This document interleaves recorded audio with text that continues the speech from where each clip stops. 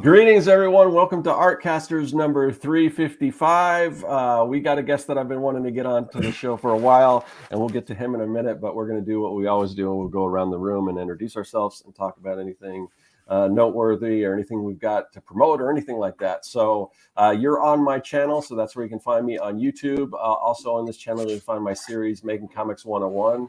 It is basically everything you need to know about making comics, from coming up with your ideas all the way to printing, publishing, everything in between.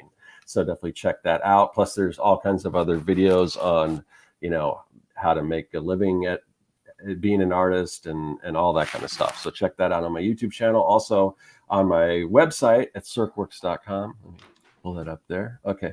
Yeah, you can find, I've got digital products for making comics, and I've got my comic book, Young and the Dead. I still don't have the new issue up yet. I'll get that up soon. I just got new copies of them. Actually, I might have to save those because there's a Comic-Con coming up that I may be going to. More on that later. But so anyway, that's me. And then let's go over to Corey. Corey, what do you got going on? Same old stuff. So yeah, you can find my stuff at coreykerr.com. And it's not on the screen right now, but coreykerr.com. There we go. And if you want to jump onto my email newsletter list, that's coreykerr.com/email, where I send out newsletters and video essays based on some of the stuff that I'm drawing.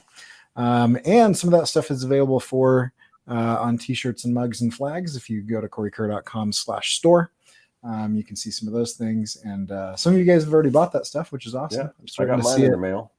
Yeah, I'm starting to see it in the wild a little bit. I saw a student on campus wearing one yesterday, so that was kind of fun. So if you like that type of thing and you should jump over there. And yeah, that's where you can find me.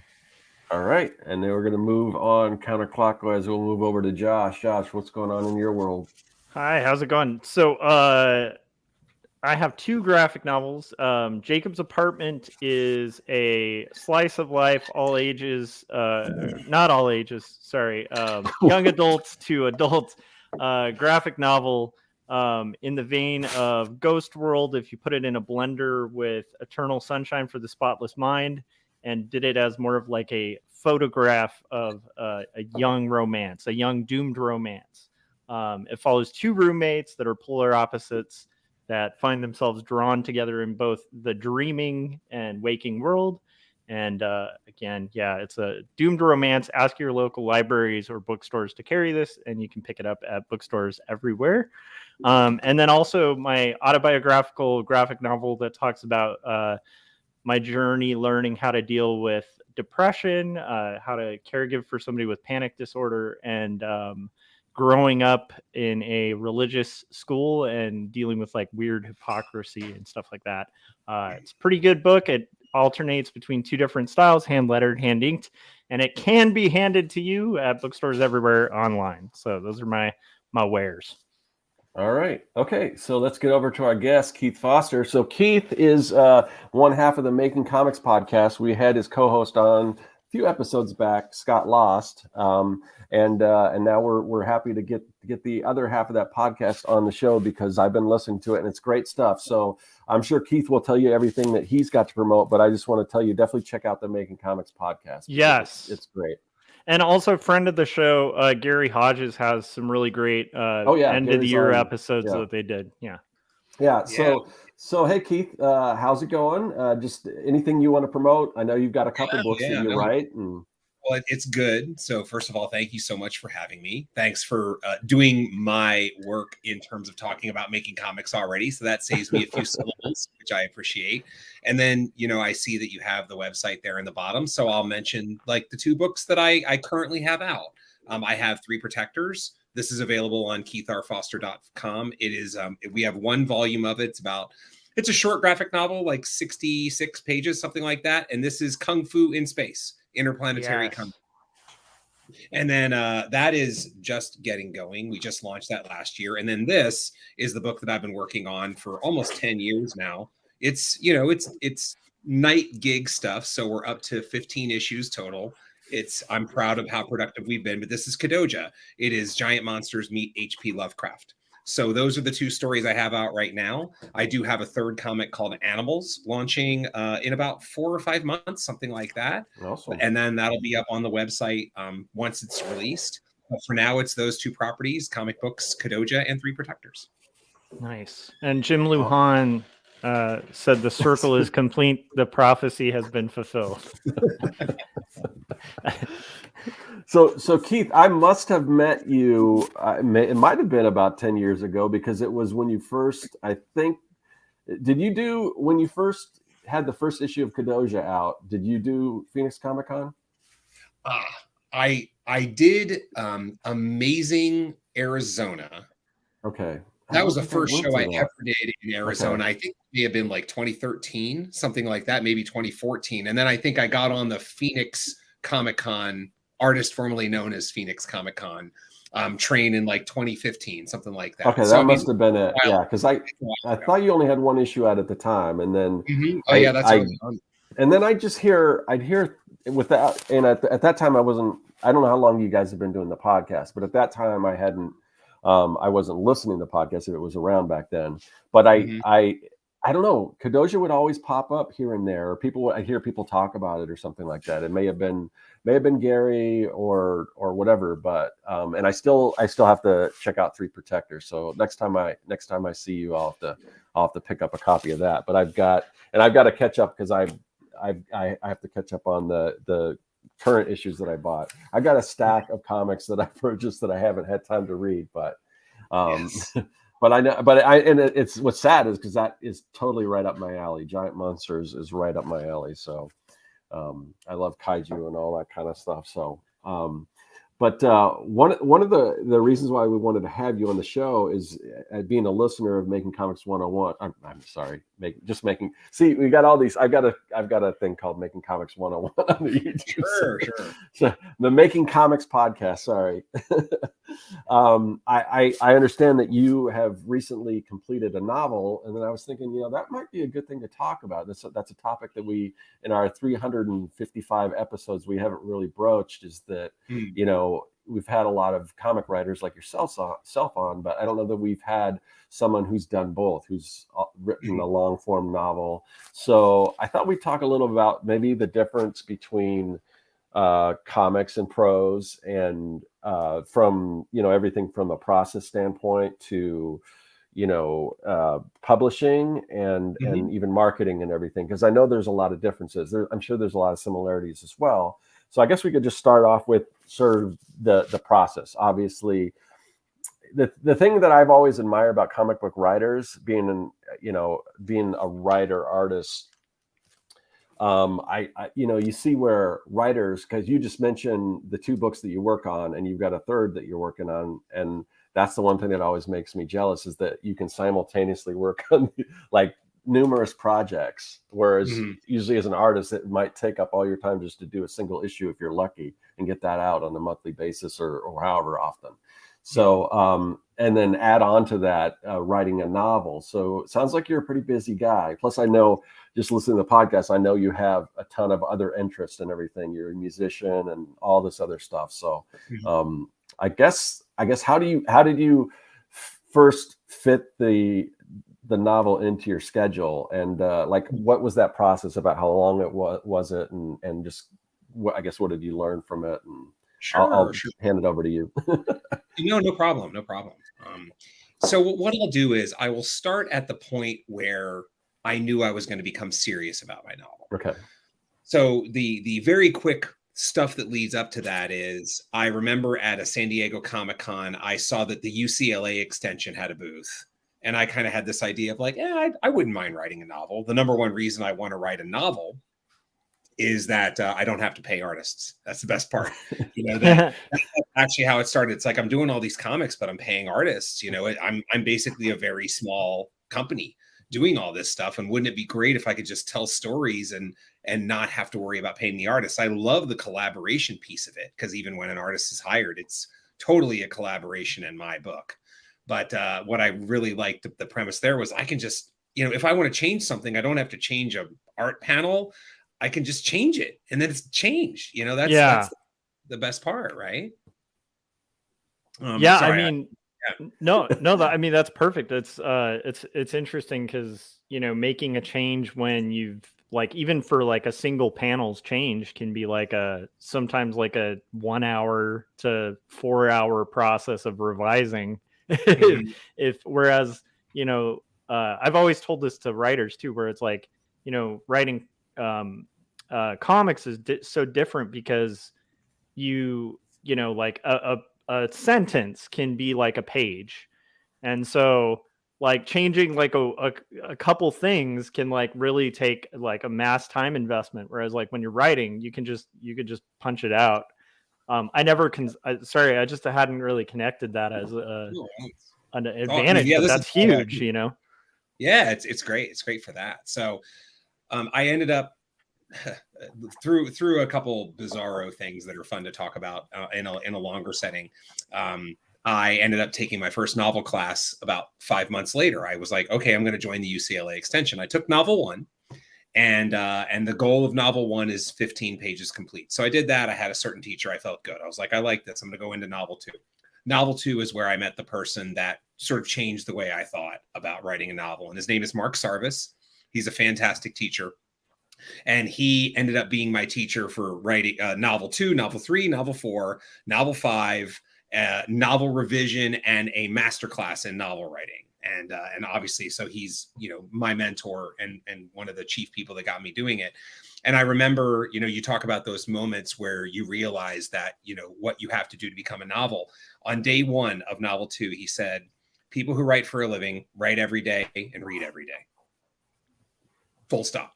So if you're not, and they write fiction and they read fiction every day. So if you're not doing those things, then you are not keeping up with the people who write for a living, whose primary stuff is that, whose primary job is that. And so that, like I have a long drive home from UCLA. I live in the boonies. I live in Chino. And if you go from Westwood, LA to Chino, it's a good solid hour plus, even at 11 p.m. when I was driving home. And I remember getting in the car, like, do I really want to do this? Because if I do, I got to think this through. And by the time I pulled in my driveway, I knew that I was ready to go. It was like, no, I'm going to change this in my schedule. I'm going to remove this thing. I'm going to do less of this. I'm going to pull back on this. I'm going to carve out this time. And I knew that I could make it work, and that I wanted to do it. Because, the funny thing about novels is that if you have an idea for a novel, that's going to get you your first 20 pages. If you're not willing to put in the work and turn it into a grind after that, then you're going to stop at 20 pages. But novels are 250 and up and up and up and up.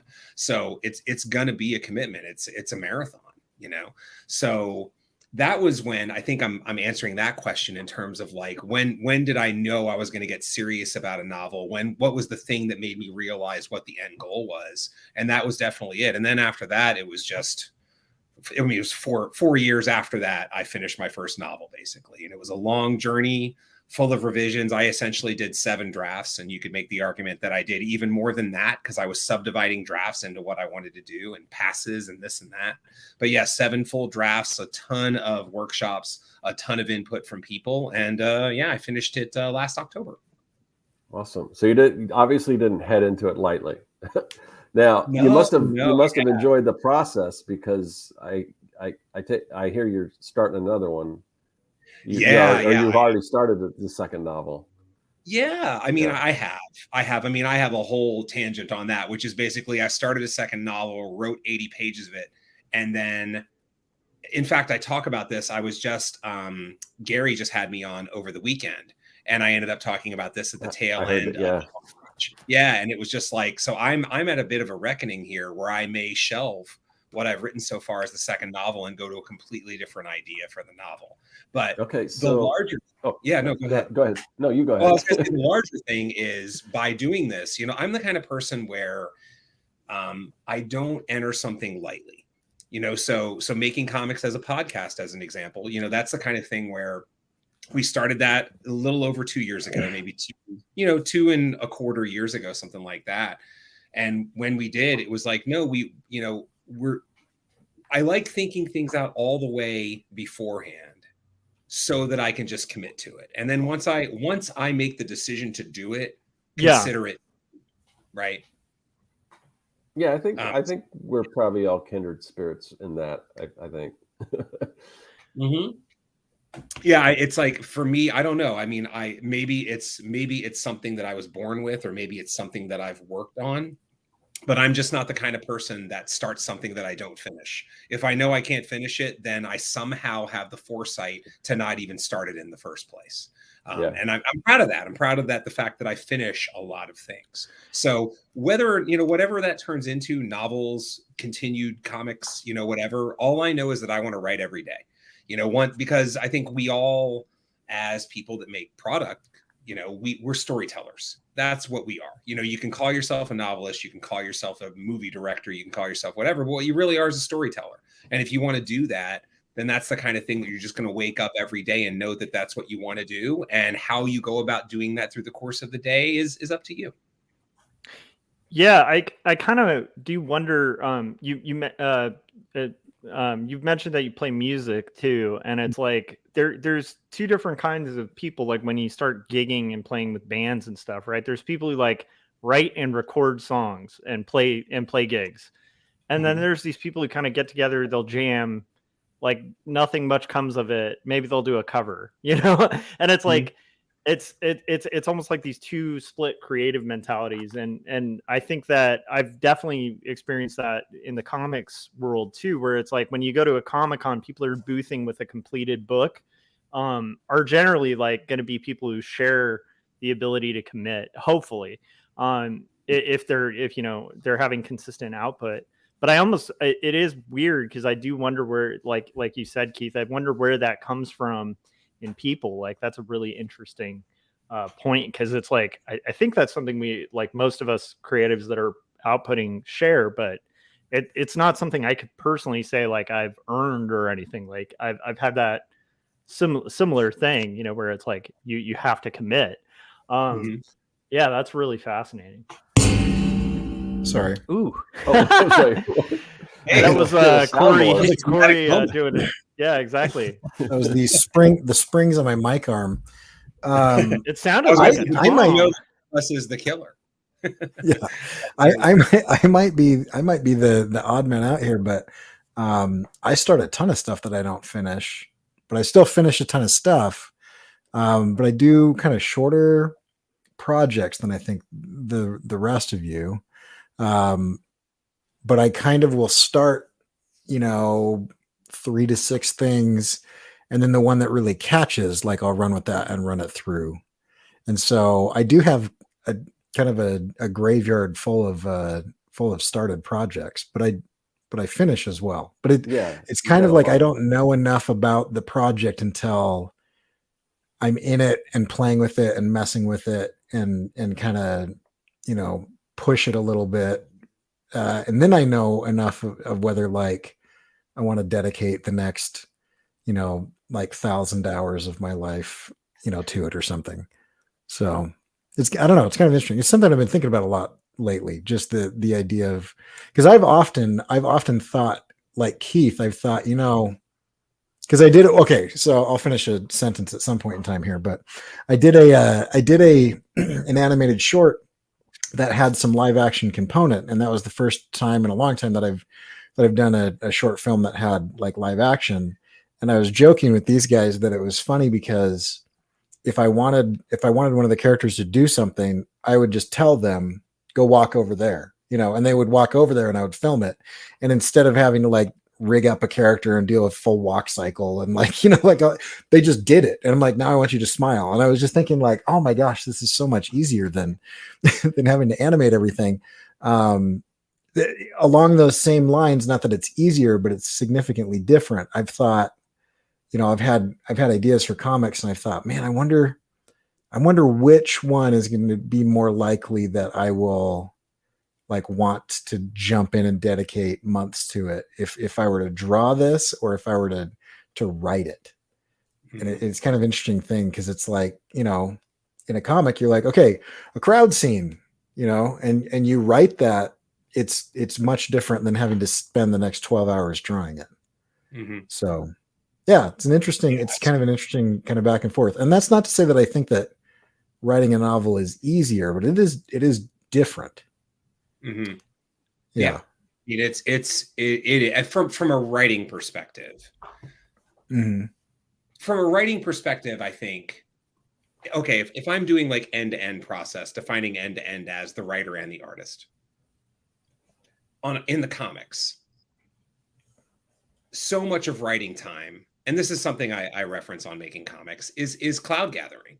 It's like making sure all this stuff works so that when you sit down to do a comic script, you can just knock that thing out and you know what you're doing. So I mean, you could obviously just fly by the seat of your pants and hope the whole thing makes sense, and I'm sure plenty of professionals do that because they have deadlines to meet, but I tend to get like really obsessed in the minutia.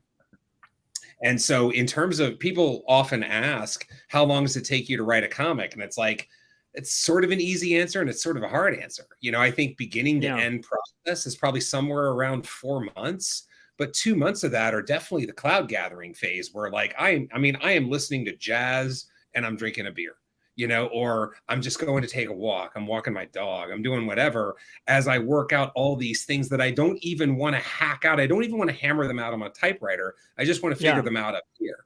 So, and then comes, the loose skeleton. I flesh out the skeleton. I basically do a super loose skeleton of like the important thing in every scene.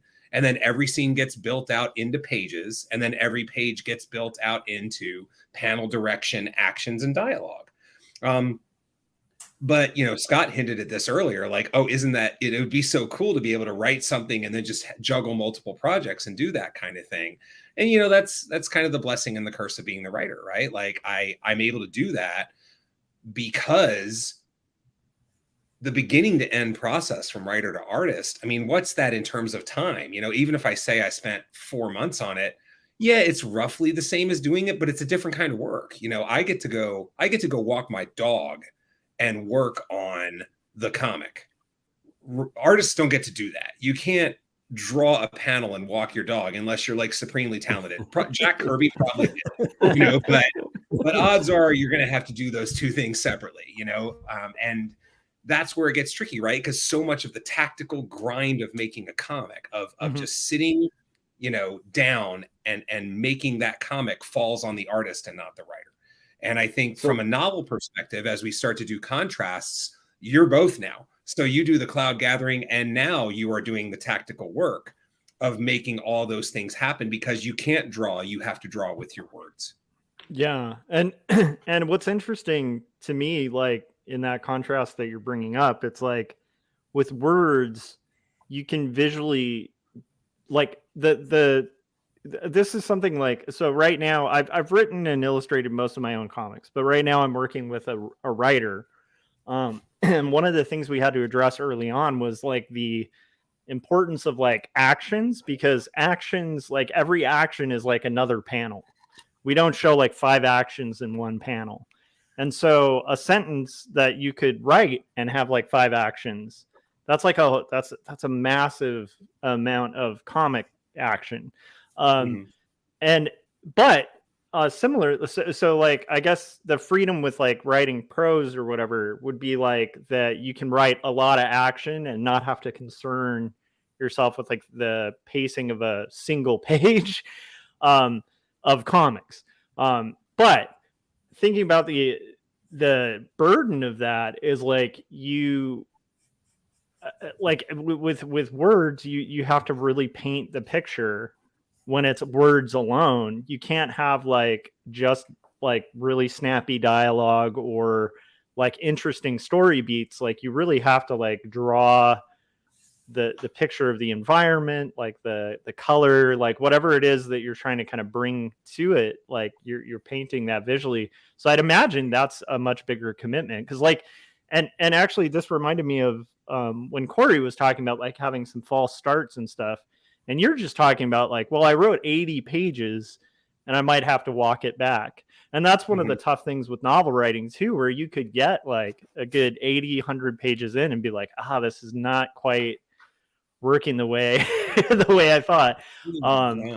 So I don't know. That's an interesting weight to kind of carry, where it's like, especially if you're used to working collaboratively, to have to carry the whole story on your own. Was that like kind of a was that hard to kind of mentally adjust to, where you're just like, wow, I can't, like, I'm not going to be able to rely on visuals at all. I gotta carry this whole thing. I don't know. Was that like intimidating at first, or? I don't think it was. I think if anything, it became sort of later on where you've swam and you've swam and you've swam and you turn around and you're like, where the hell is land? Where have I gone? So it's not like at the beginning. So I'm an only child and I am a control freak right now. I have obviously dialed back that control freak when it comes to collaborating on my books, because I've also been in a band for a very long time. And, if you don't appreciate collaboration, you don't appreciate working with other people. They're just different kinds of things. Right. So novel is fun because it kind of gets to be Keith doing Keith things, flying solo like he knows how to do. So at the beginning, it wasn't about that. It was more like, I am very comfortable taking on this amount of work and having this sort of power. If we're getting specific, the thing that bothered me the most about starting out with the novel was I just had no idea what the hell I was doing. I started trying to write a novel a few years ago. So, I mean, we all, the nice thing about reading a ton, reading all the comics I've read through my life, reading all the books I've read through my life, reading all the magazine articles, all the whatevers, websites, even as long as they're well written through my life, is you do develop a sense of how to write. You may not realize it, but you are developing that sense. So for me, so much of it was on craft, on like, I sort of don't know what the hell to do. So I'm just going to go with my gut and go from there and see how it goes. So it definitely got that way later, Josh, like it got to the point where it was like, oh boy, this is a whole lot, and, on the related note of possibly shelving 70 or 80 pages, it's worth noting, at least I guess for me, the first novel I wrote, it comes in right around 70,000 words. Almost exactly at 70,000 words. That's just the length of the story. I think as a safe estimate, I cut at least 120,000 words in the process of having that 70. So I believe that I needed to churn somewhere around 200,000 words to get the 70,000 words I wanted in my novel. And there are some very well-written novels out there where we've had guests in our novel classes back at UCLA. And like they said, it was 10-1. It was, they cut 10 times their novel to get to their novel. So yeah, very normal. And you have to get used to the proverbial kill your darlings. Like, sorry, it's got to go if it doesn't fit the story you're trying to tell. Yeah. It's weird how, like, when you innately just write, like, a lot of it is junk. Like a lot of the process of writing is like, you'll end up on a tangent because you kind of fall for the characters and you get off story a bit, or you thought it was an important story beat.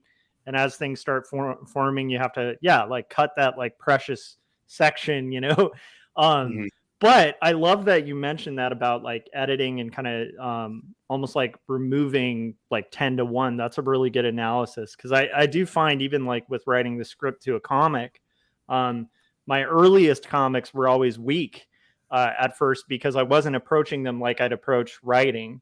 In general, I was writing them different. It was just kind of, more, but they got stronger the more I was, like, returning to my, the roots of, like, what we're all trained to do with, like, writing and revising and having, like, a clear thread and arc. And that process of, like, just kind of sending script to editorial, having feedback, like, revise, edit. That's it. It is a weird process. It's always, like, mystical to me that these things throw together, like, they kind of come together. If you're kind of faithful to that process, but that's fascinating. I know that Jim had a question. Yeah, there's a couple questions. I have questions too, but we'll go to the chat. So we'll go to Jim's first. So Jim wants to know, when you complete a novel, how many times have you read it from beginning to end, if you had to guess? That's a good question. I think I have to give it in terms of average, because there's a well-known thing among, when you write a novel, that you generally make more passes through the beginning of the novel than you do the end. So if I would say, Jim, that it if we're talking about the first 50 pages of my book, I would imagine that I did something on the order of 16 plus passes of it, something like that. When we get to the end of the book, it gets more to 4 or 5, and so somewhere in the middle is a rough average of, the 7, 8 drafts, maybe more, or something like that. Now, before you might wonder, like, well, Keith, how do you have 7 or 8 drafts when you've only done 4 or 5 passes of the ending? And that's because you scrap endings. Some of that stuff that you scrap, you're like, oh, that doesn't work at all. So by scrapping, or you realize, there's something that I was taught. Charles Johnson, I believe was his name. He wrote a Booker Prize winning book called Middle Passage. He was one of the guests. And he talks about that if your ending is broken, the problem isn't the ending, the problem's upstream. And you got to go upstream and fix that. So that's generally what'll happen. It's like once you write through to an ending and you realize that ending's not going to work, you then realize that, like, you know what? I'm not going to write the ending anymore. I'm going to keep on working my way, downstream, and then the ending can come last. So it was maybe my 5th draft of 7 where I was finally like, no, this is the actual ending and it's not changing and it's not doing any of that stuff. So I think that answers the question. It's some average between about 16 and 5, probably around 8 or 9 if you just averaged every section by the number of passes I did through every section. All right. Nice. Yeah, awesome. So Gary has a question. He's got a lead in first. So he says, when Keith was on my show, we compared how an artist has to draw a whole room and everything in it, when a writer wouldn't have to get into that level of detail. My question is, what's a writing problem a writer has to get lost in that an artist doesn't have to deal with? Okay. No, I like that question. I think it boils down to, okay, let me take a step back. Something I like thinking about when I like thinking about different mediums, right? Comics.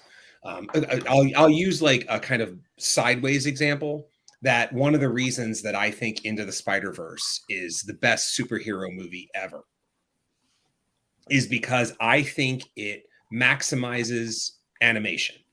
I feel like it is a movie that really understood what it can do with animation and did everything possible under the sun with animation to make it totally work. So it's about maximizing the medium that you are using.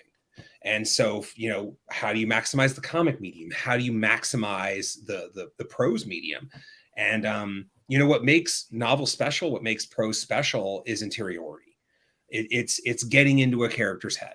That's something that, sure, you can do it in comics. I mean, God knows there's plenty of comics from the 60s and 70s where it would just be huge text boxes of this is what the character's thinking. But the current trend in modern comics, and I think it's a good trend, is to not dip into the characters' heads too much. We simply put cameras around the room and we catch all these characters doing what they need to do. Of course, there's going to be some interiority. You want there to be interiority, but novels are really where interiority rockets through the roof. I would make the argument, and it's an argument other people have made, that the number one reason people read novels is for that interiority. The number one reason that novels are different is interiority. And so I think that's exclusively a writing problem. It's not an artist problem. It generally is a writing problem once you get into these levels of interiority, right? Because you need to, in almost every case, unless you're writing a memoir, you are inhabiting a character that is not real. You're inhabiting a character that is not you. So you have to then get into that brain and think like that character and have the actions come out that work for that character, and then also create interiority for that character that's not you. So as a result, the interiority can come out jagged. It can disagree. You can forget what you wrote 10 pages ago because 10 pages was 5 days. 30 pages in a novel, I can read that in one sitting in an hour, right? That probably took the writer. They probably wrote those things 15 days apart, man. I can barely remember what I had for breakfast yesterday. Imagine trying to keep flow with interiority. So long-winded answer, but I would say that's the writing problem that writers see a lot that artists necessarily don't, which is just this concept of interiority and consistency of interiority. Awesome. That's a really good answer. Out of curiosity, kind of tying into that interiority thing, have you found when writing, because full disclosure, I have totally done this. Have you found when writing that you have an intention for your character that's arced out, it's worked out, and the more you flesh out the character, the more you realize that like it relies on the character making a choice that like no exterior motivation would force them to do. So you have to actually change the story, like a major story point, because it's not right for the character. Because I had that happen for an entire ending of a book where I had a result and the characters went a different way, and I was like, that's nuts. But it kind of had to be. It's a weird.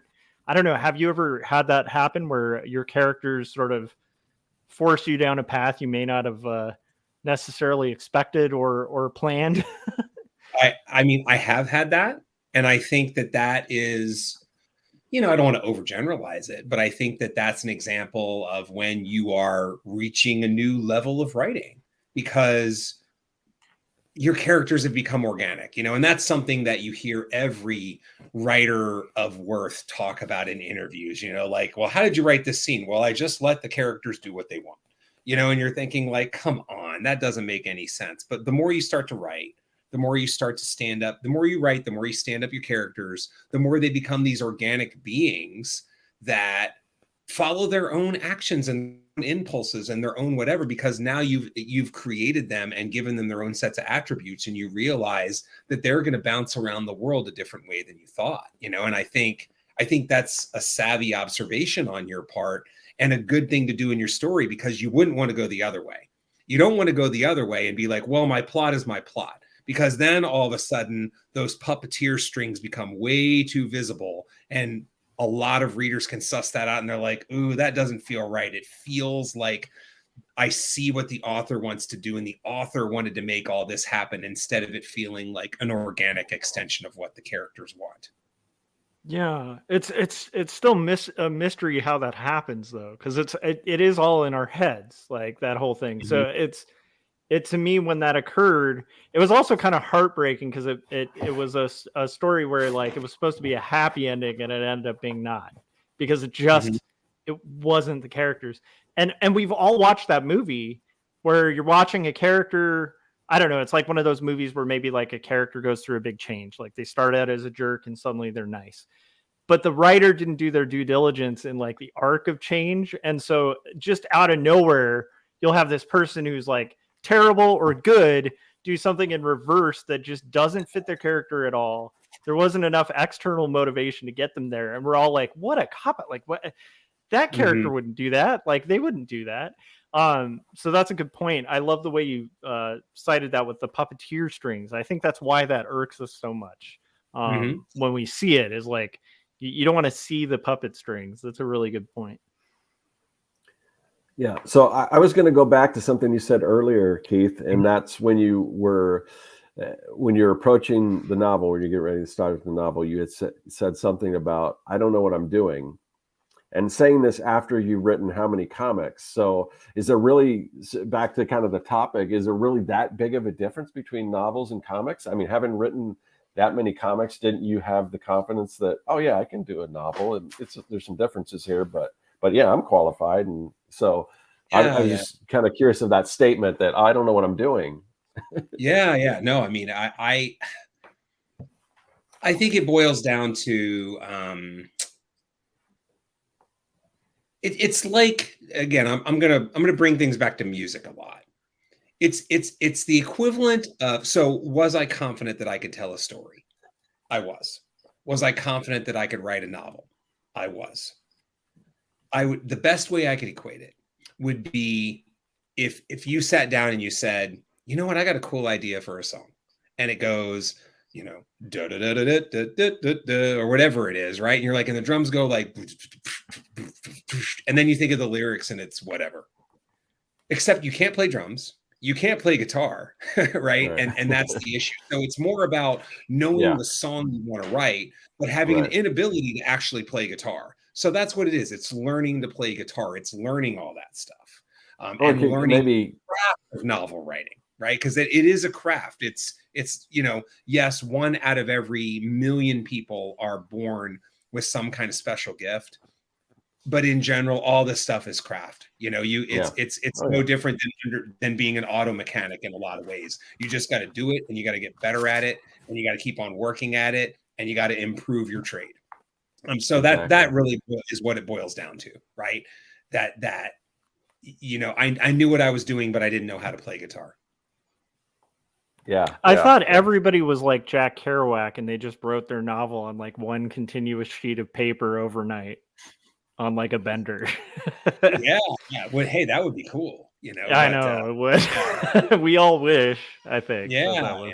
But I mean, I think something you did answer to your point. You did ask a question at the top of the episode, and I would at least want to mention that, and it's obvious, but it's obvious and intuitive, but it's also worth saying. The difference, I think the fundamental difference between writing a novel versus writing a comic is that it goes back to that adage we've heard since we were 3. A picture is worth 1,000 words. You're writing the 1,000 words now. That's your picture. Every picture you want to paint, I'm not saying it's 1,000 words, but you need to paint that picture with your words now. So that's the difference. In a comic script, I can say, battle with dinosaurs and chainsaws. Wide shot mountain area. There you go, artist. And you let the artist do their thing.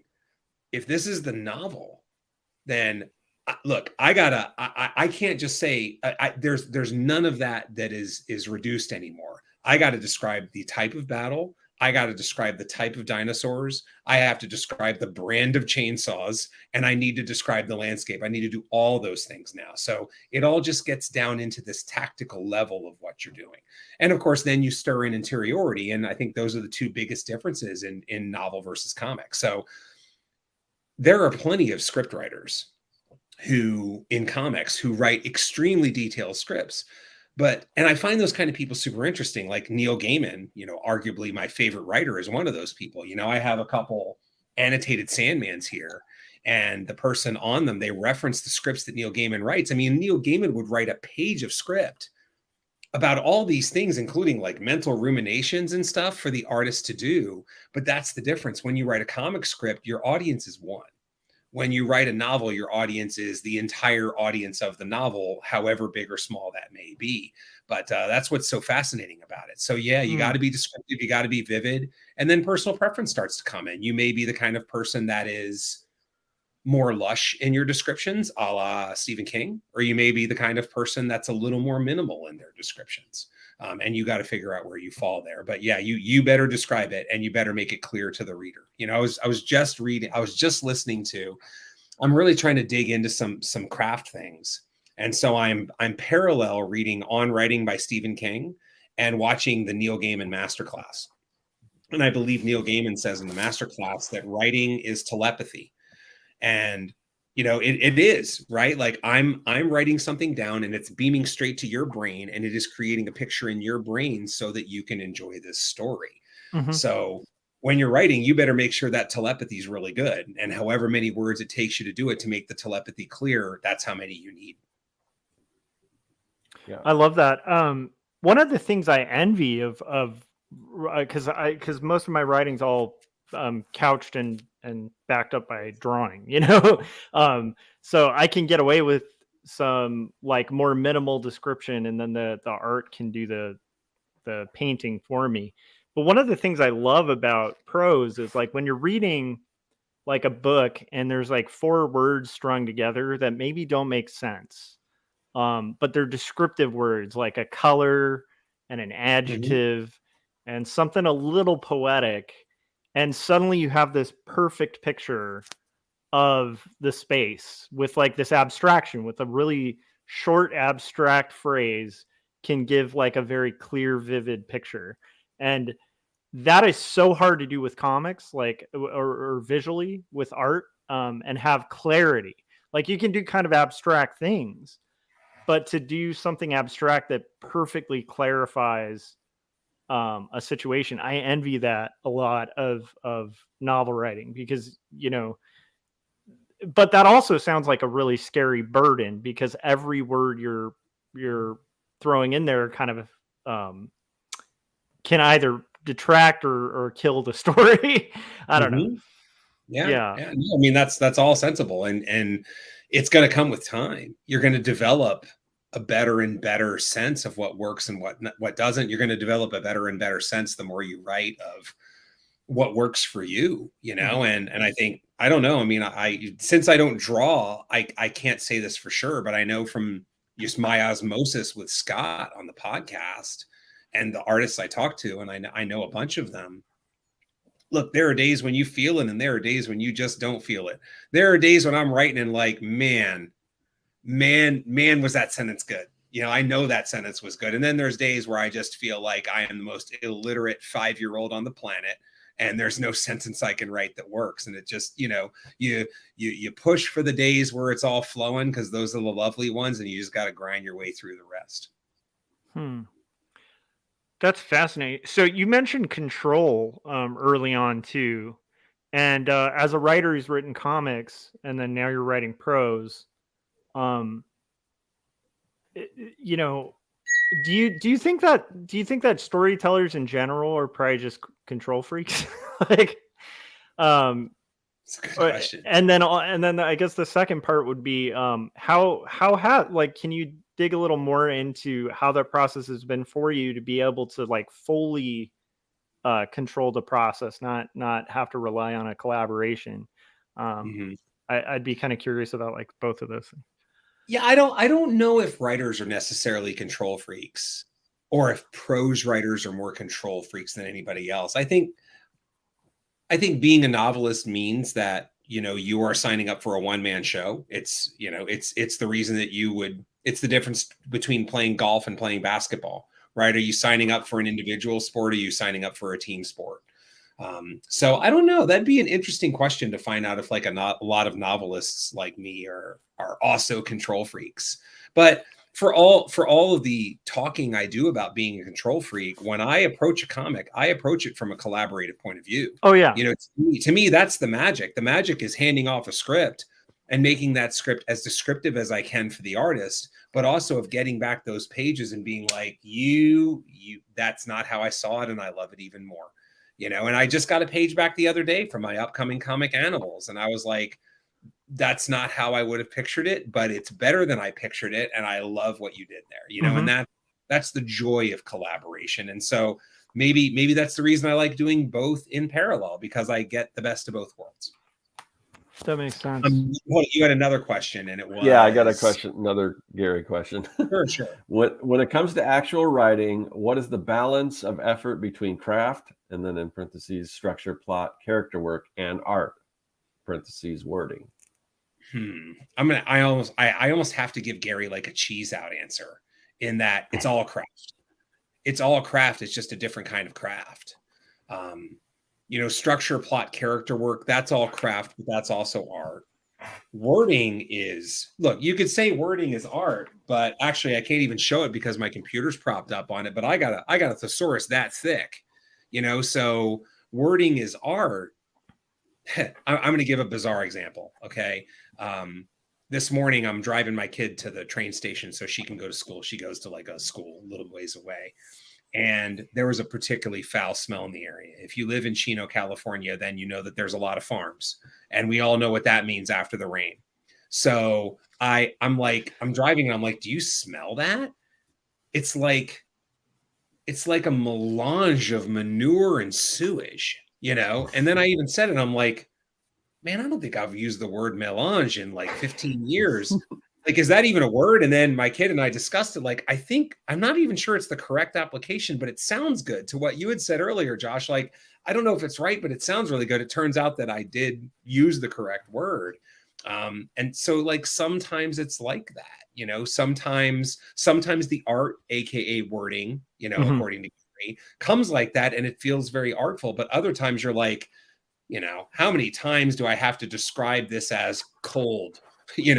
Time to break out the thesaurus, and then you break out the thesaurus and you get to Arctic or something like that. You're like, Arctic sounds better. I'm going to put Arctic in. So it might feel like art, but a lot of the wording is craft just like anything else, or being willing to lean on a thesaurus instead of just racking your brain and hoping for divine inspiration. Yeah. It's to me, the mystical part of it is the fact that, like, if you follow the craft, the artsy stuff just kind of naturally happens. Like you were saying, there's days where when you're writing, it like everything flows. You're like the perfect writer you wish you always were. And then the next day you can't write 2 words to save your life. And but the weird thing is those moments where like you show up and show up and show up, and then it does start having like kind of a muse like quality, but it rarely works in reverse, right? Where you're like just hit by inspiration and suddenly just push out everything, and it's all just this flow of, like a Titanic, paint me like your French ladies scene. Like those rarely exist for artists. Yeah. No, my co-host Scott, I can't remember if we were talking about this on air or off air, but we were talking about how sometimes the interesting thing is sometimes there are those days where it feels like a grind and you're like, nothing is right here. This is all wrong. But 500 words is 500 words. I'm going to finish my 500 words. And then you come back the next day and you read, you're like, well, actually, that wasn't so bad. I don't know if I was in the right mind space, but it was better than I thought. I guess I just wasn't feeling it as I went. So that's kind of nice too, that, you can have days where you don't feel it and it still ends up working out sometimes. Yeah. So I have a question. I wanted to shift to talk a little bit about publishing, because it seems like there's a little difference in your approach to publishing comics versus novel, which from what I've heard from the podcast and everything, that whereas you self-publish your comics, you are looking for a publisher, hopefully, and if that doesn't work, then you have a backup plan to self-publish. But what is the main reason for looking for a traditional publisher for your novel when you've gone the self-publishing route for your comics? Gotcha. No, that's a great question. I think there's 2 reasons. My stated goal, which, hey, let's state our goals. And if we fall short, well, then we can all have a beer together and talk about how I fell short. My stated goal with a novel, it doesn't have anything to do with money. I want to be in Barnes and Noble. That's okay. And like, if you understand that, to fully understand that statement is to understand that you have to be a very popular book to be in Barnes and Noble. There's a bunch of great indie bookstores out there, but Barnes and Noble was the thing that I held up, that like I used to make a joke about Barnes and Noble that, my tagline from Barnes and Noble was 2 million books, but not the one you want. Because it seemed like whenever I was looking for a book, I'd go to Barnes and Noble, like, how the hell is this not here? But it wasn't, because there's just so many books out there. And that's what indie bookstores are here for. And that's what the internet is here for. And that's what artist websites are here for. So you feel like these Barnes and Noble types have every book, but they just don't have anything close.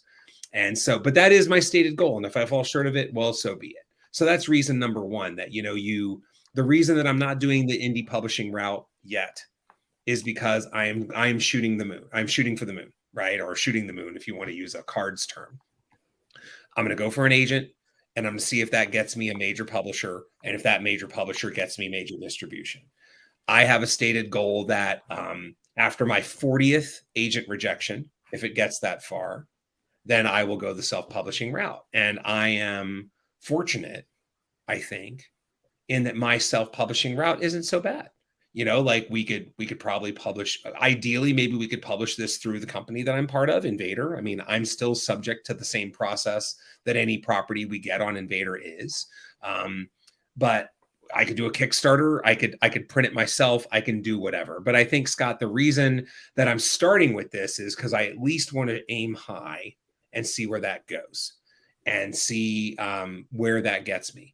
And if it doesn't get me an agent, if it doesn't get me a publisher, well, then I can just do with prose what I've done with music and comics, which is start small, release it myself, trust myself in getting out there. And in both cases, in comics and in music, it started indie, and then it ended up with me signing with a couple record companies released our stuff back in the day. And, Invader 215/Invader released Kadoja, and now I'm part of the Invader ownership team. So yeah, I can do that route again. I just wanted to see if I can like shoot for the moon and get the gatekeepers behind my book just this one time, and we'll see how it goes. And if it doesn't, well, then I'll just publish it myself and hustle it myself and go the routes. I'm already doing brain work on that if it comes to that, and we'll just see what happens.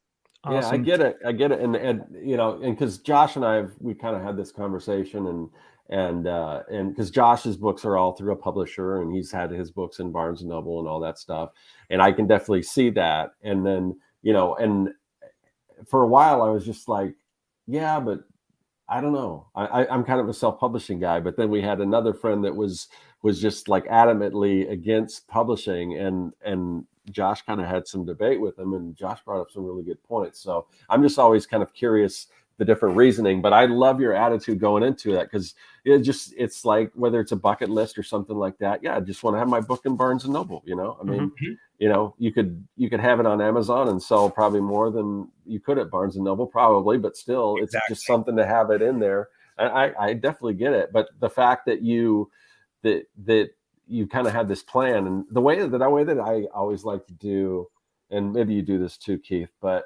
if you kind of gamify the rejections, like you were saying, oh, I get so many rejections, and then I publish it myself. But it's like, if you like pin up your rejections on a wall and like you're collecting them, like I got so many, then you can't lose, because either you're going to win because you got the most rejections, or you win because you got an acceptance letter. So I had a good writing friend who made a practice of framing their rejection letters, and they had like a wall of rejection letters, like framed, like they'd frame them and put them on their wall to gamify it.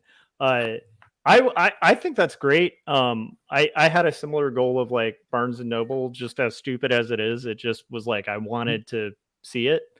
And I will say a literary agent's the way to get there. But I would make your number bigger than 40. But because it can be, I'd make, honestly, you might in 10, you might in 1, but if you don't hit it in 40, I wouldn't just throw in the towel. I'd actually expand your search. It's interesting you say that, because I'm part of a novel workshop group. And it's 4 of us, and we met way back in the UCLA classes. We've taken a bunch of classes together, and now we just continue to workshop each other. And in the last workshop, I talked about how I was actually ready to punt at 17. And then one of the people in the workshop said, you know, knowing you, I'm a little surprised you're giving up this early. And my answer back was, I don't view it as giving up. Yeah, of course not. I view it as not needing many data points to read the market. Yep. Because what I'm seeing in the market right now, so look, my first novel, it is quiet horror. It is Lovecraftian horror. It is cosmic horror.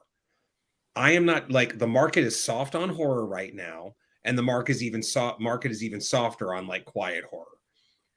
And you know, I subscribe to this service. What's it called? I can't even remember it. But like, you can see all the book deals that are being done. Not a lot of horror is getting deals. Agents aren't representing horror right now. It's not Publishers Marketplace, maybe. Publishers Marketplace. There you go. I have subscription to that, so you get it. And the thing too is that, like, you know, I without getting into it, I believe I have an alternate route where we could actually I could get this book in front of agents, of Hollywood agents, to, you know, because that's really, I mean, when anybody, it's as silly as it is, but we all know that movie seems to be the top of the food chain here. You know, people can see anything and be like, that's really cool. Wouldn't it be a cool movie? It's like, well, it's cool for the thing it is already. I don't really think I need to make it into a movie to make it any cooler. You know, but that's just the way the public works, right? Like, oh, this would be great. I can see it as a movie. You know, like that's the highest compliment you can give something, you know, like, but what if you just saw it as a great comic or a great book? Like, that's aspirational as well. So she actually, based on her insight, I basically said, okay, you know what? I'm going to hit 40, because in researching a tons of agents, I only found 17 that might be a good fit, but I'm going to stretch myself and I'm going to make it 23. And then to your point, Josh, like the thing too is I only do 10 at a time. Yeah. So if I do 10 at a time and I got to wait 6 weeks for a soft rejection, even 40, that's half a year. You know, Yeah, like that's I'm true. burning half a year. I'm burning half a year. So for me, I feel like 40 is a reasonable number where if I hit agent number 40, then I have a pretty nice alternate route of like Invader Comics, arguably, Yeah. and or these alternate things that I don't want to get into, but I feel pretty good about where I believe I can get it in front of Hollywood agents anyway. I love that. And also, Keith, I mean, you're submitting these yourself, whereas Josh has an agent already, so the agent is doing all the submitting. So they probably can. I think you're talking about submitting for an agent, right? Or submitting for an agent. Okay. So okay. Yeah. I get it. So, but you know, if I do have it into like Hollywood agents, that wouldn't get me anything in publishing. But it could create this alternate scenario where it gets released on Invader. I kickstart it. Of course, I just sell it at shows forever. And then I believe I have an a track to where I can send this manuscript to people and they can send it to the people who pitch TV shows, movies, and all that stuff.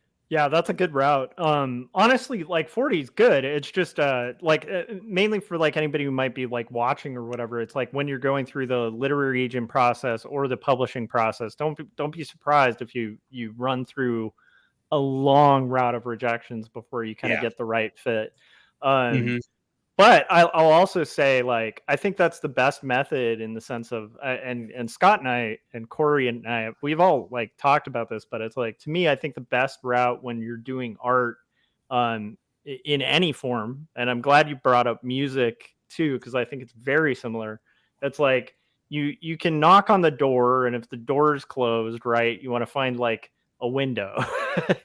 And if the window is closed, like maybe you can get in through the chimney. Like, if none of it's working, you can just get a sledgehammer and kind of carve your own direction like through. But there's like multiple ways to kind of make stuff, and our goal is to just make stuff. And like I love the idea of giving a real college try to the agent, and then if that doesn't work, finding another direction and going that way. But to me, I think like the important part is just getting it out there. And at the end of the day, you end up with the same book, you know, so, but you're right about like distros is a tough one to crack. So yeah. And that's the thing, right? That the second I do it through Invader, the second I do it through whatever, it's going to be me I'm contacting the indie bookstores now, not the agent, not the publisher, not any of that stuff. So that'll be one of those, like, if that's how it ends, again, I'm just here to listen to what the market has to say. Yeah. And that's how it ends. Well, then I'll do the work again. You know, again, I've done the work twice in 2 different industries. Why can't I do the same thing again in a third? I love it. That's exciting. Also, I really want to read this novel. Well, he hasn't even revealed much about it yet, so we'll kind of have to hang on and see what's going on. Yeah, we have another question from Gabrielle here, and I'll just let you answer this, Keith. I'm new to writing comics. Lately, I've been feeling overwhelmed because I'm the only person working on the project. What are some recommendations to overcome the feeling of distress and discouragement? Okay. Yeah, I mean, I can give a few like kind of sequential answers here, right? Right through it.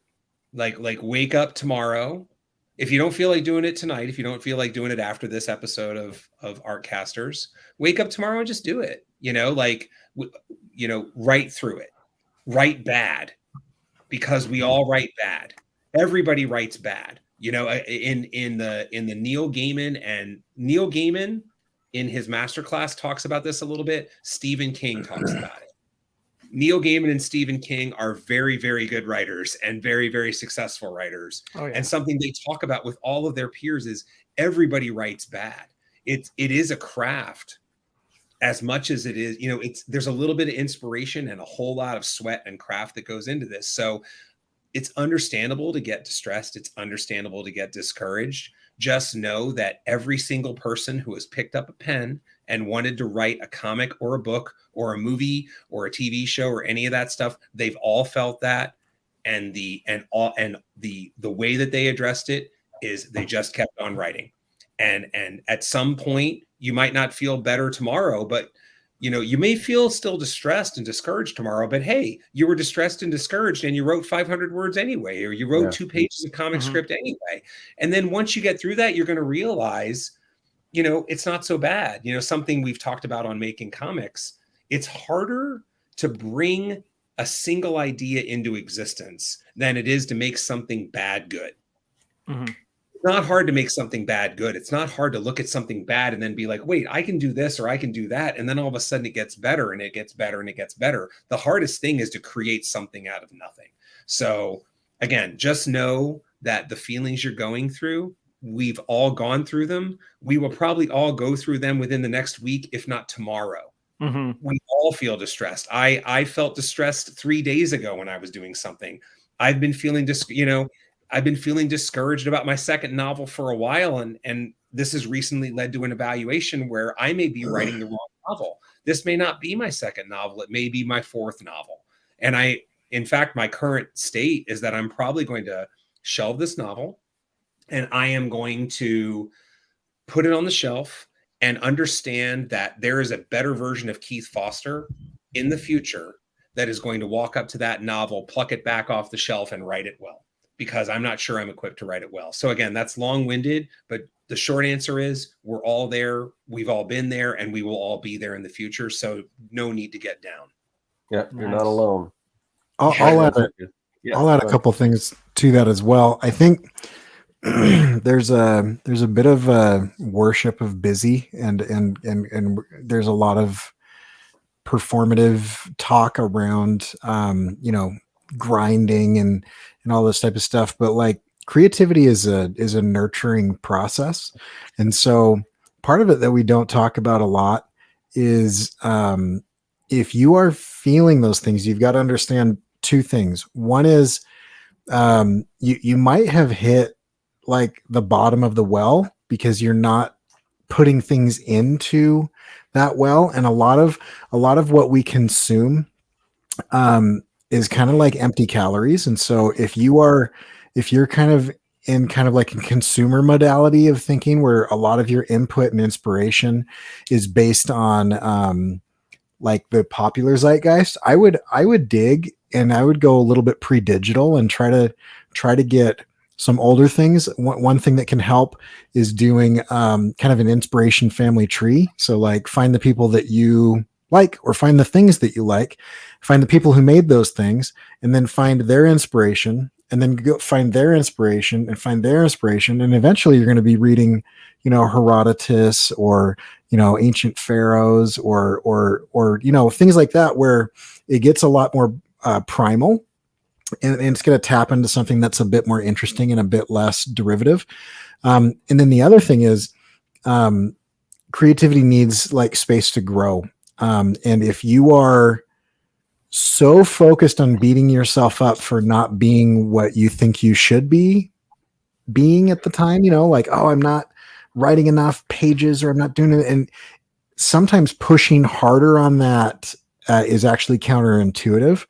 And you might need to spend a few minutes breathing, spend a few minutes going on a walk, get into some sort of mindfulness or meditative practice. That it doesn't necessarily have to be Eastern if you're not comfortable with that, but get into some sort of relaxation thing and allow yourself space away from your inner critic, and then push. And so what's going to happen, and I've seen this happen a number of times, both personally, and I teach multiple classes that kind of involve some of these principles, is that if you introduce a problem to your brain, and then you allow yourself periods of restful wakefulness and periods of boredom, your brain will actually engage on a higher level with problems that are unsolved than if you actively are trying to solve them. So in other words, put your phone down, stop engaging with the distraction rectangle, which is probably a lot of that anxiety and doom scrolling and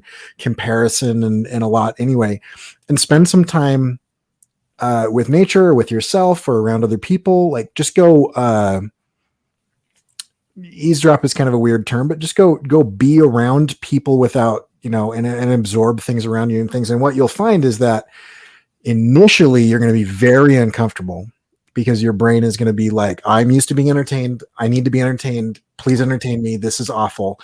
Allow yourself to sit in that and push past it. And once you push past that, you will engage in a level of creativity that most people can't tap into because they don't allow themselves time away from the algorithmically driven distraction rectangles that we just have in our faces every waking moment of our life.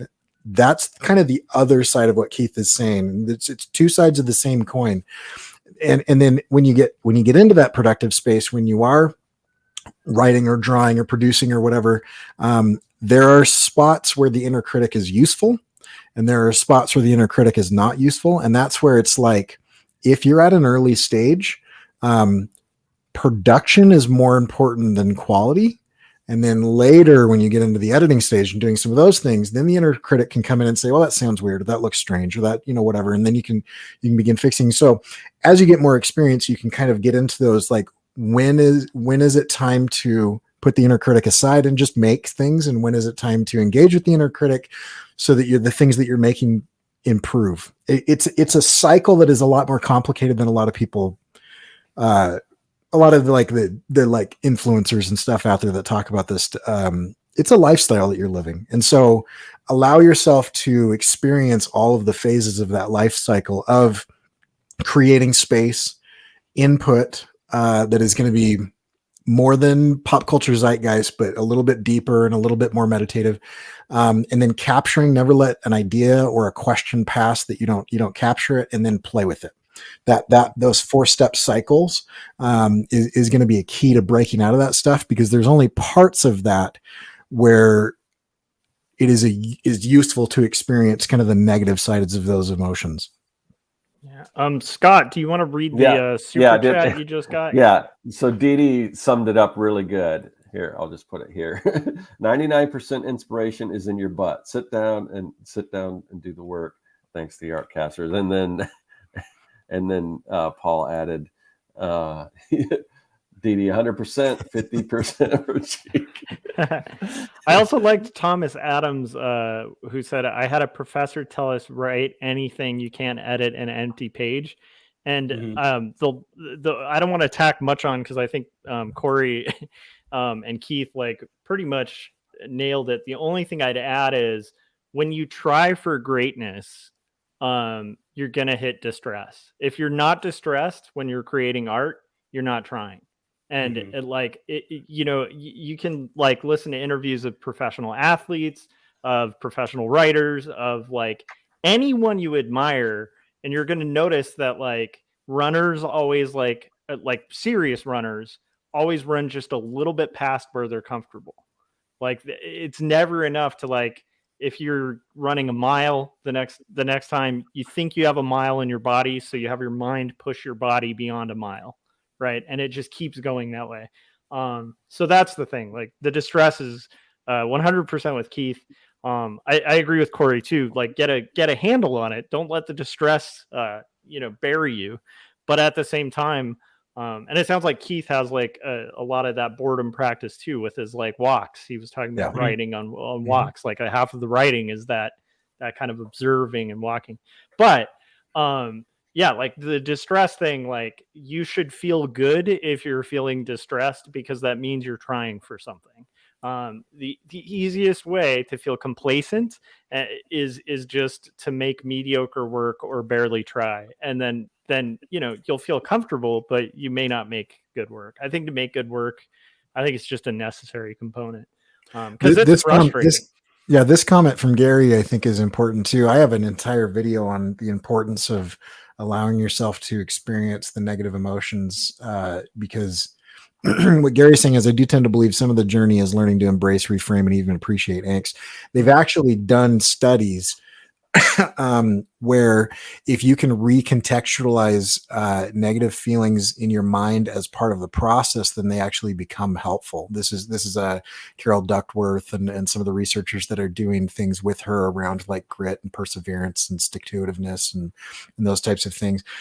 If you go to the gym and you pick up a weight and you start lifting that, no one is going to be like, why is this heavy? What is going on? Like, I didn't expect that. I'm totally shocked that this thing is heavy. No, you went to the gym because they have heavy things. And it's the same thing as production and creativity. If you can recontextualize that frustration, the iterative nature of failing and succeeding, those types of things of not being perfect at something in the first draft, and kind of pushing with that, and all of those feelings that kind of go along with it as part of the process, as sign markers that you are progressing down that road. They've actually done studies that show that recontextualizing those negative emotions will help you, because you begin to realize that you are where you're supposed to be. So like, oh, I'm at this point of frustration. Good. I knew I would get here at some point, and so I know I'm on the right track. That can be really helpful as well. Fantastic. I'm hoping Corey was talking about actually doing some videos on this, so hopefully you're still kind of leaning that way. But that would be cool. This is great. I think it'd be helpful for a lot of people. Yeah, if I'm being perfectly honest, I will, because it makes me really uncomfortable and I feel very vulnerable doing it, which is usually a sign that I need to go in that direction. But I'm going to hesitate for a bit because it makes me nervous. But they're interesting practices. So. All right, we got a little time. There was another thing that I wanted to talk about, and that's the difference between marketing a novel and marketing a comic. Now, and what I noticed when last time I was at Phoenix Comic Con, they kind of had an author section, just like a prose author section. They kind of grouped them all together, and I was thinking how much harder it would be, and maybe this is the reason why for prose it makes more sense to get an agent rather than self-publishing, because promoting it on your own, a prose book, it seems, because you can't, it's easier when there's some visuals attached. If it's a comic, it's just like, this is my comic here, check it out, people flip through it and you can sell it right there, where with a novel it's a little harder sell. So I know you haven't actually published the book and everything yet, but how do you foresee the difference between how you would market your novel versus market the comics? Well, so it's funny you say that, because as part of this, collecting the 40 rejections thing, on the 40th rejection, I go to dog heaven, right? And then I kind of go to this new place where I am now promoting my own novel. I'm doing this, whatever. And one of the things, it's funny you mentioned this, because one of the things that I am inclined to do, if I in fact release it myself, is to turn it into a novel with, let's go with 12 to 15 pictures. I mean, I know comic artists. I can hire comic artists. Yeah. And so I would equate it almost like, my vision for it would be something like Bernie Wrightson's Frankenstein, or Cycle of the Werewolf, which is also Wrightson, however, right? Stephen King and Bernie Wrightson, where you have these occasional pictures. And I think, I don't know if that's marketing or that's just the way I see it, because, I've been a comic person for a while, but let's assume that I don't do that. Let's assume that I just do it as a book. I don't know. I guess my hunch from afar, from this side of the timeline, is I'm not sure they're that different, because people who don't know Kadoja or Three Protectors have come up to me at shows and they see the covers. They just see the covers. And then I talk about the book, and then they go, oh, okay, that sounds interesting. And then they buy it. So I have enough of a track record. And, it's not everybody, right? I mean, plenty of people flip through the book, they look through it, but odds are, and I know this from myself as a fan, like if I walk up to something and I see a cover I like, and someone gives me a pretty cool pitch, I'm buying it. You know? So from my point of view, I think whether that's a novel with 0 pictures in it or a novel with a few pictures in it, I believe that my premise of the second novel or the first novel is enough to where people are going to be like, cool. Yeah. You know what I mean? Like the subgenre I'm in, it's a Lovecraftian novel. So odds are, if you say it's a Lovecraftian novel, that's enough to hook some people right there. And if I I can picture the cover in my head. You know, the disadvantage is as doing all the book signings and you know, or trying to arrange a book to carry it, trying to do all the work, you know, trying to get yourself in a bookstore, trying to get them to stock it, maybe ideally signing it, all that stuff, right? Like you're your own PR person. But the advantage is that you get to execute the book exactly as you see fit. Like I can see the cover in my head right now. I can see the font of the cover right now. And I get to do kind of whatever I want with that. And as a result, I think I can have that result in a really cool cover that people are going to want to see. And that when I give them the pitch for the book, they're going to be like, yeah, that sounds cool. Okay, I'll give it a go. You know, well, the proof will be in the pudding, you know, if and when that alternate timeline comes up in the future. But yeah, from this side of it, I don't know. I tend to believe that a nice cover and a good 10-second description of the book, maybe even less, might do the trick, should do the trick. Yeah. It could also be a part of the issue might also be the time commitment with the comic is a lot, you know, a lot less than a novel. Because I mean, if you're going to pick up a novel, there's a little bit of a commitment there too. So it might be a little harder to sell that way. But you know, I was just kind of curious. So yeah. I mean, I think for me the advantage too is that again, if and when this is ever something that I sell on my own at shows, whether through Invader, well, if it would only have to probably be at shows if it was me through Invader, otherwise it'd be a different mechanism, right? Is that the advantage I like to think I have is that it's simply an addition to the portfolio. You know, you're in the future, you will come up to my table and you will see 3 Protectors, you will see Kadoja, you will see Animals, and you will see this novel. And I'll have a nice section on the novel, and it might even be my banner for all I know. You know, so yeah, that's it. You know, and you go from there. In that scenario, I think that puts you at an advantage too, because if it is true that comics are easier to sell and everything, and you're like you said, you're kind of building this portfolio. People who like, oh, I picked up the book, I've read the comic. I want to check out that novel. We know you're a good writer now, you know. So yeah. And Scott, we can't forget that novels outsell comics like currently in our world. Not all novels, but I'm just saying, like comics, I would say are usually going to be your harder sell. So that's the argument. I mean, it's definitely more of a niche than you know, but I think if we're getting a little deeper too. Sorry, I didn't mean to cut you off. But if we're getting a little deeper, and I don't think there's anything wrong with sharing this, if and when I release my own novel through Invader, then it would have the Invader component through the direct market at Diamond. It would have the trade show component where I'm selling it. It would have my website component. Those 3 things don't change. But it would also have some things that, you know, you may or may not do with comics, right? I'm definitely putting it on Amazon, you know, and that won't be an issue because books sell better on Amazon than comics, just like a lot of things.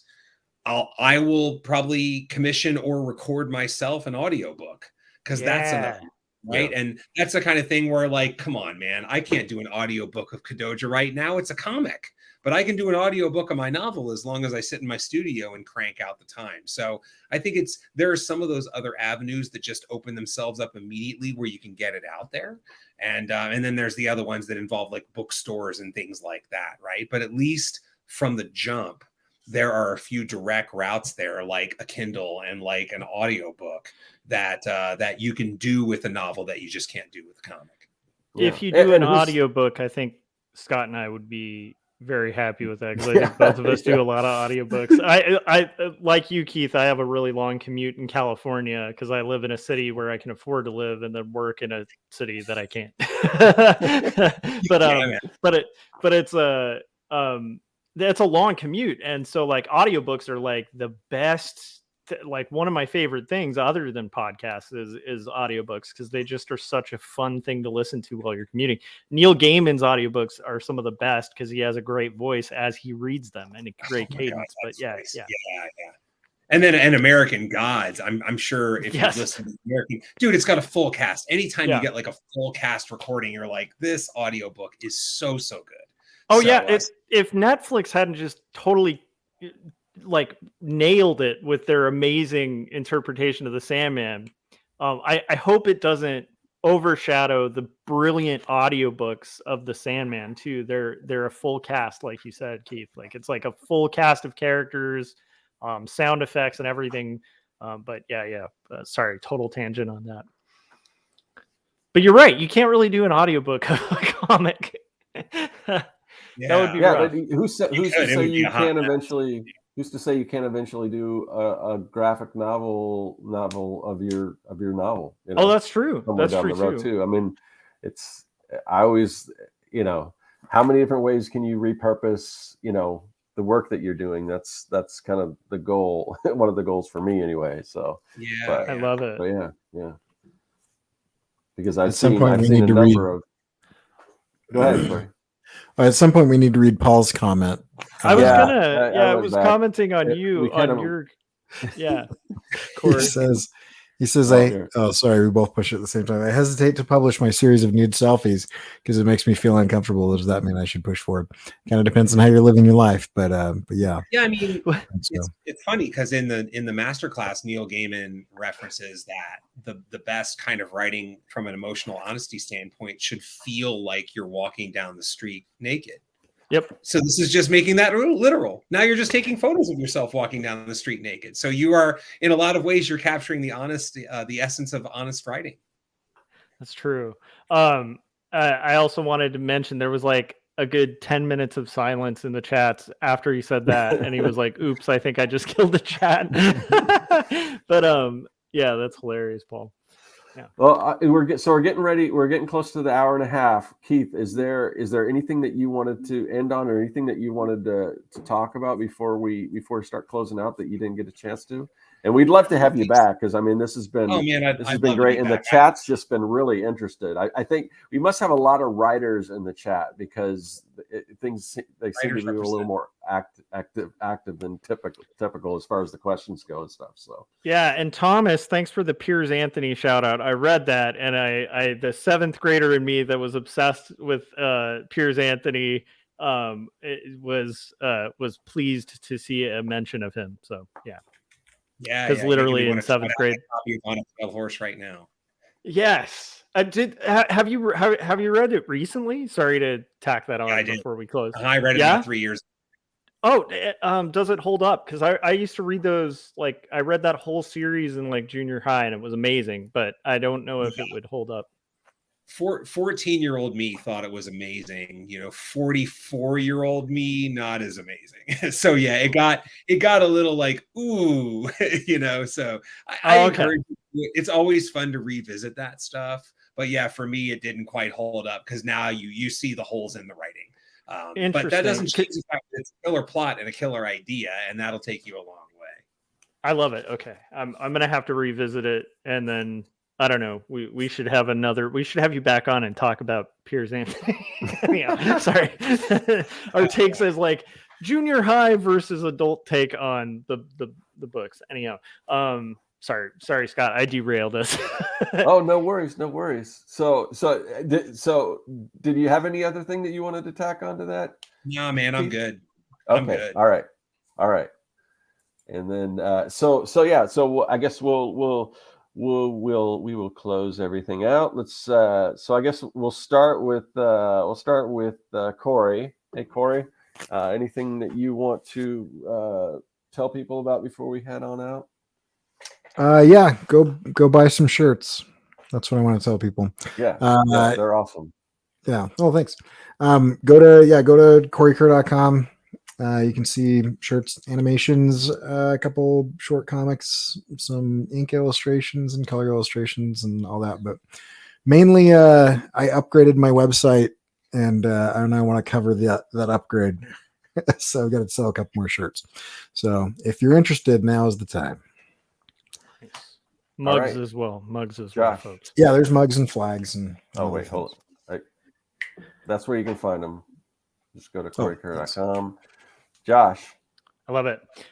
So speaking of novels and stuff like that, there is a 128-page full color graphic novel that I wrote and illustrated. That is a doomed romance, slice of life story. It's a story about two long lost polar opposite lovers that are drawn together and then torn apart. It's a doomed romance story where dreams and reality interweave. And if you like Ghost World, if you like books like Fun Home, this would be kind of right up your alley. Ask your local bookstore to order it as well. And honestly, quite a lot of listeners have done this and it helps. Go to your library, ask them to carry this. The libraries actually are like the deep, dark secret of the comics industry. So make sure you're hitting up librarians and asking them to make that available for people. And the last thing is two stories, which is a autobiographical comic about faith and mental illness that's hand lettered, handwritten, and hand inked. And you can pick this up as well at bookstores and stuff. And that's my wares. All right. Okay, Keith, what about you? Sure. Okay. I'll switch it up a little bit. So there's Kadoja. That's keithrfoster.com. Kadoja, Giant Monsters Meet H.P. Lovecraft. 3 Protectors, upside down. You can actually read it upside down or right side up. That's the beauty of it. One is harder than the other. It is Kung Fu in space. But I will mention that in addition to that, I do have an Instagram that I go by a lot. It's Keith_Invader. And so, hey, if you're on Instagram, I post about 5 times a week, something like that. You're going to hear about the books. You're going to hear about making comics. And, look, let's say this is the kind of stuff you're interested in, but you don't feel like going to the website right now. I have a Kickstarter for Kadoja Volume 4, Number 2 launching in about 3 or 4 weeks. If you follow me on Instagram, you'll know all about it. That's a great place. A lot of people use that as a way to like catch up. Like, oh, I only got the first volume, but, maybe I'll grab the second volume, the third volume, and whatever you got. So KeithRFoster.com, Keith_Invader, and of course, the Making Comics podcast, 100% free, new episodes every Monday. That's me and Scott Loss talking comics from a writer and an artist perspective. Awesome. And I'll have to check and see which issues I have of Kadoja and if I'm missing any, and definitely check out the Kickstarter in a few weeks. Awesome. Awesome. So, and then as far as me, let's see, you can find my videos here on this channel, Circworks Art Labs. Tons of art videos on here for you artists. And also if you are a comic artist and you want to learn just how to make comics, check out Making Comics 101. That's my series. It's the most comprehensive free course you're going to find anywhere, especially on YouTube. So definitely check that out. Also, check out my website at circworks.com, where you will find a number of digital products that will help you create awesome comics, like the Amazing Comic Book World Builder, the Comic Book Toolkit, and Hero Design Studio, and what's another one? Comic Lettering Masterclass. It's all up there. So definitely check that out, as well as my comic book Young and the Dead. It's a kids versus zombie adventure story. Set in the 80s. It's basically like Goonies meets Night of the Living Dead. So check that out. And then before I close everything out, I just wanted to thank the chat. The chat's been really great questions. Again, thanks, Dee Dee, for the super chat. Really appreciate that. And it's awesome when it's lively like that, and we get a chance to. A lot of times people just talk amongst themselves, but it's cool when you guys ask questions and stuff, and we get somebody on the show that can answer those for you. So that's awesome. Thanks again. And just want to mention the show we do. We do this show every single week, usually without fail. But the thing is, it can get a little confusing as far as what day it's going to be on. Usually we do it on Thursday. Today we're doing it on a Wednesday. Some days it'll be on my channel. Some days it'll be on Corey's channel. Some days it'll be on Josh's channel. So if you want to know exactly when we're going to go live, what day, what time, whose channel, who the guest is going to be, just join our mailing list. We don't spam you or anything. It's just a way to alert you guys, usually about 30 minutes before we go live, just where we're at. And so you can check the show out live. So there's a link in the description to that, as well as a link to Keith's website in the description, and all our websites as well. So, or our YouTube channels, I think. So anyway, we'll see everyone next week. I think Josh's channel. I don't remember. I think it's on mine. Okay. We'll figure it out by next week. But. And we'll let you know if you join the mailing list. So there you go. Yeah. All right. And thanks again to you guys for having me. I really appreciate it. That was awesome. We love making comics. Which you guys should all listen to. Yeah. All of you out there. All right. We'll see you guys.